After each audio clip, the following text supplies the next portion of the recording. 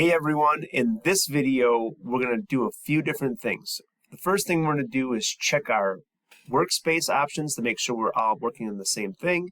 The second thing we're going to do is talk about a couple little navigational tricks that will help you find your image on your screen.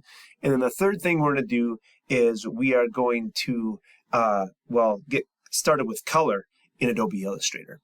So the first thing we want to do is use our cursor to slide up here to the window menu and select the window menu, drop down to Workspace, and just make sure that we're all on Essentials.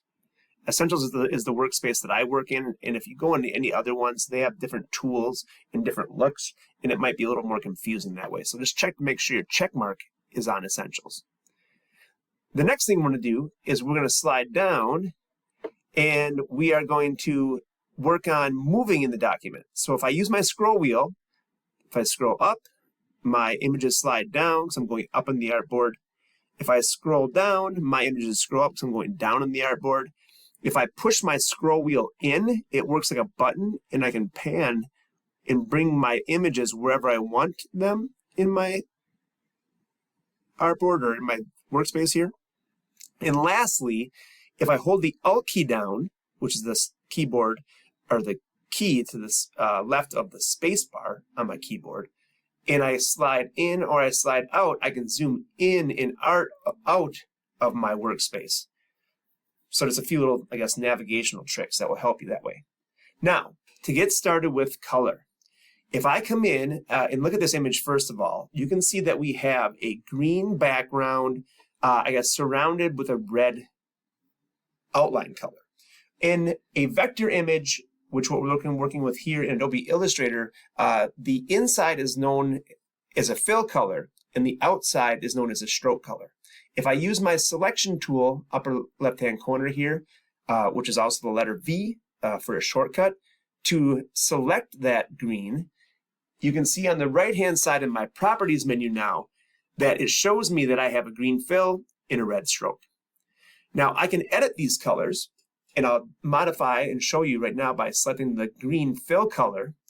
And there's a couple different ways to look at colors here. We have swatches, we have the color mixer, we have gradients, and we also have text to pattern. At the same time, we're going to be using the swatches for right now. If I select swatches, just make sure I'm there, I can go down below and I can click, and if I click, the colors I select, my background changes. So I can just kind of click through and find different colors. Sometimes you'll see that we have solid colors, and as we get to the right side over here, we have gradients, which is just a color change. And then down below, you have some gradients and some patterns that are already preloaded.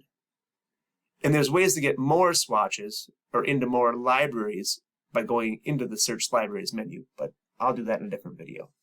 Now, that being said, let's select a background swatch that is a solid color. I'm picking yellow for right now. To close the color, I can just click in the background and it will close that out. Now, the stroke is the outside color, the border color. And what we want to do next is we want to select that just to turn that off. We're going to use the little none or that strike through. We'll select that and it'll turn that red outline off. Now from there, we've used or learned about where to find those swatches. The next thing we're going to talk about is what if I wanted to make my own color? Over here across the screen on the left-hand side in the tool menu, you can see that yellow fill-in stroke. Above it, we also have our default fill-in stroke colors and the little arrow that allows you to reverse the fill-in stroke color. But for right now, we're going to double-click on the yellow. What this does is it opens up the color picker. This allows you to create different colors in many different ways. There's ways to go to different color swatches that are already preloaded. If you go to the internet, you can look up, color numbers that allow you to plug those numbers in for our different colors that we have that way and allow you to make your own that way. But for this one, we are just going to do it visually. I'm going to come in and I'm going to select the color blue.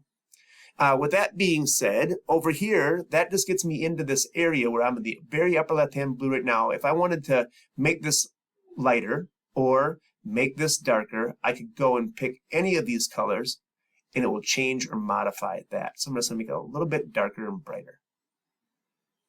At the same time, after I select the color that I want, I can hit OK. You'll notice that it's changed our background color automatically.